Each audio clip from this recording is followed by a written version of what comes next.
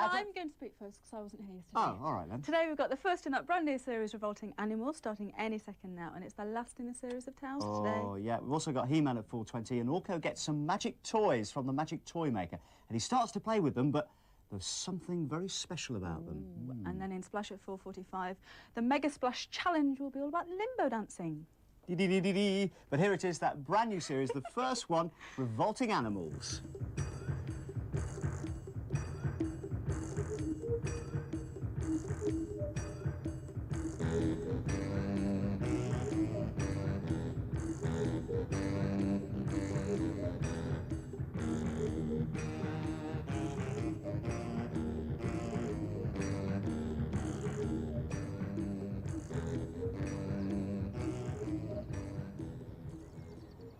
Now then, said Mona Sluggett to herself, it looks like I'm just one cog short of a full working engine. If I could just find out where to get one, we'd be holidaying in the Bahamas in no time. On the houseboat on the canal near the zoo, things were pretty much as they normally were. Mona Sluggett was busy tinkering with the boat's engine, which had never worked as long as they'd had it, and Ted was below deck trying to do a jigsaw puzzle. He loved doing jigsaw puzzles, but he'd never actually managed to finish one properly yet. Usually, he cheated by tearing bits off and then sitting on the pieces until they fitted, so that he'd proudly show Mona a picture that was half aeroplane and half Queen Victoria or something like that. This puzzle he was doing had been particularly difficult at first, because all the pieces seemed to be just grey. But after he'd been working on it for about 3 weeks, he noticed that the picture was on the other side, and he started again. Now, the picture was of a race with dozens of cars of all sizes, each being driven by a different kind of smiling animal. And Ted was particularly keen to finish this one so that he could name them all. He thought it might come in handy if he ever got a job at the zoo, which was his big ambition. Now, there was just one piece left and one hole. Ted concentrated really hard. And... finished, he shouted, and Mona came to have a look.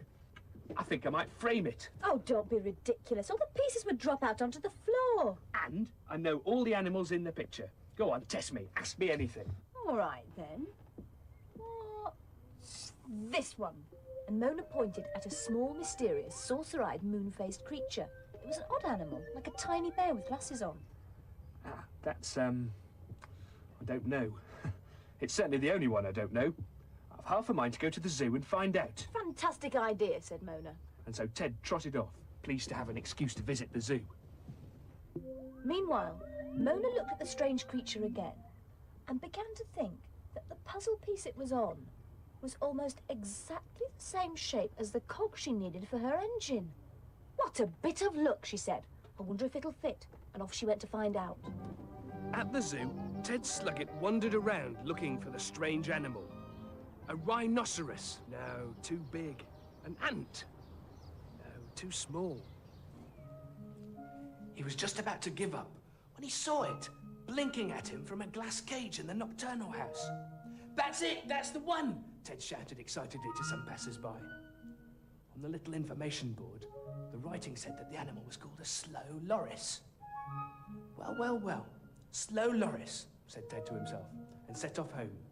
Slow loris. Slow loris. Meanwhile, back on the houseboat, there was a clanking sound like a lot of dustbins falling over, and a huge black cloud of smoke billowed out of the engine as it spluttered into life.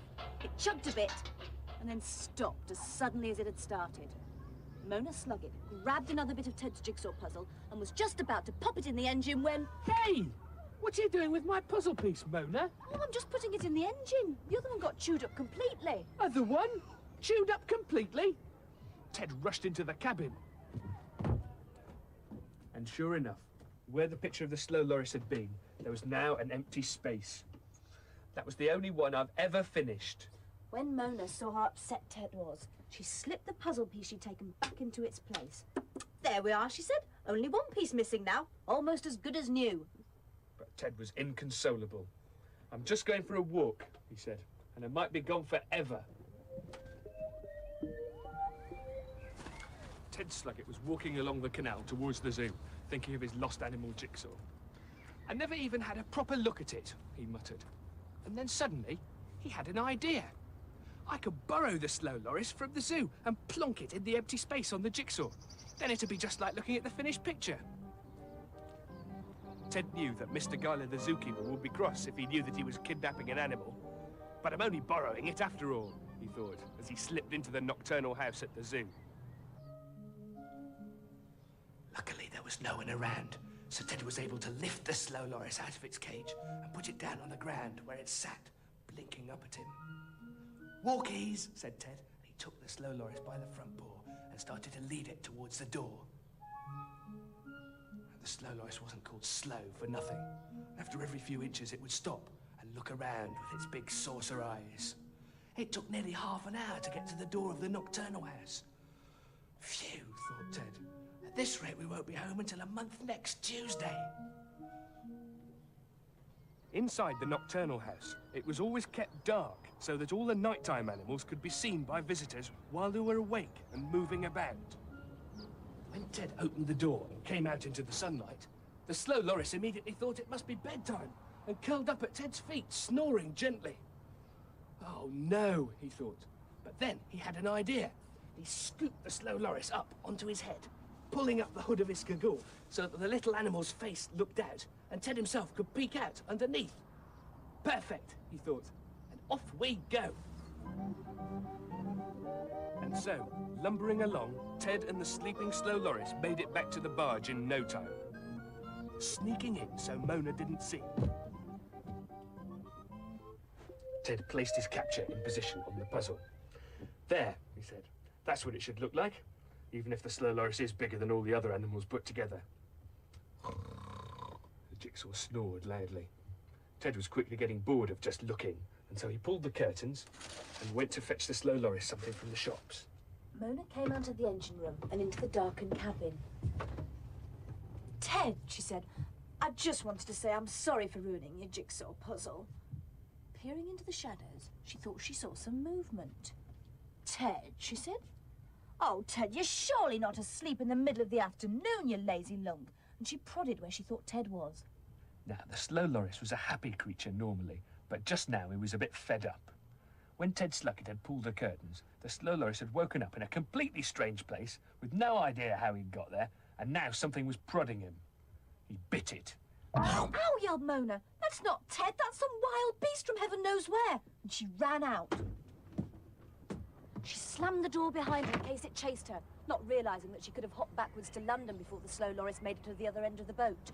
She sat on deck, frozen with terror, wondering what she should do. As she got her breath back, she saw Mr. Guyler, the zookeeper, running along the canal bank towards her with a very worried expression on his face. Mr. Guyler hadn't been too bothered when he first discovered that the slow loris was missing, because he knew it was too slow to have got very far.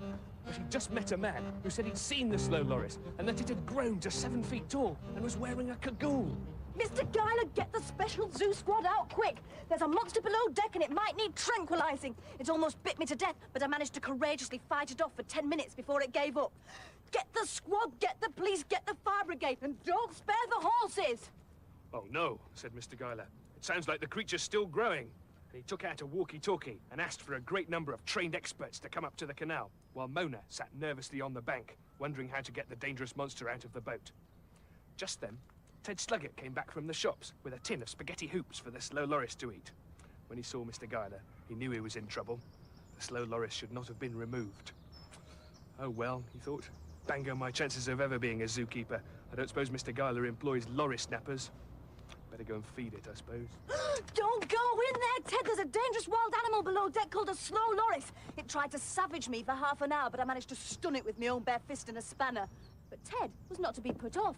He went into the boat just as the Special Dangerous Animal Squad arrived with a huge reinforced butterfly net. They stood on the bank, staring. Mona and Mr. Guyler covered their eyes and waited for disaster to happen. Soon, Ted brought the slow loris out into the daylight. Everybody held their breath. But the slow loris just curled up in Ted's arms and fell asleep. "What's all the fuss about?" asked Ted. "Is that it?" said Mona. "That's never the huge beast that bit me. Get that squad in for a proper look." And so the zoo squad clambered into the boat and had a rootle round, but came up with nothing and went away empty-handed. "All right," said Mona. "You've convinced me at last." Mr. Guyler wasn't so sure. He was afraid the slow loris would again grow to a 7-foot monster and start galloping around in a cagoule as soon as it got dark. "Why don't you, bring it to the zoo with you, Ted?" he said nervously, as you seem to get on so well together. I'll tell you what I'll do. I'll make you into a part-time zookeeper with special responsibility for the slow loris. Ted was tickled pink. At last, a job at the zoo. And Mona could get rid of him for a bit, too. The only trouble is, Mr. Geiler went on, we've absolutely no idea what it eats. We've tried everything, but nothing takes its fancy. I know what it eats, said Ted confidently. What? Jigsaw puzzles. It's eaten mine all up, apart from some sky in the top corner. Well, that's settled then, said Mr. Geiler. Jigsaw puzzles it shall have. And he hurried off back to the zoo before the slow loris could again do its trick and chase after him. Can I have a zookeeper's hat? Shouted Ted after him. Anything, called the disappearing Mr. Geiler. And how about a sack full of puzzle pieces for me, said Mona, thinking of her engine. But of course, shouted back Mr. Geiler. Well, said Ted in an important voice, come on, Mr. Loris, to the zoo with you. I've got duties to start doing. Mona watched Ted walk proudly off to the zoo. She was still no nearer to fixing her engine, but what with Ted out of the way with his new job and a sack full of puzzle pieces in the post, it was going to be a sort of a holiday after all. Not quite the Bahamas, but still quite nice.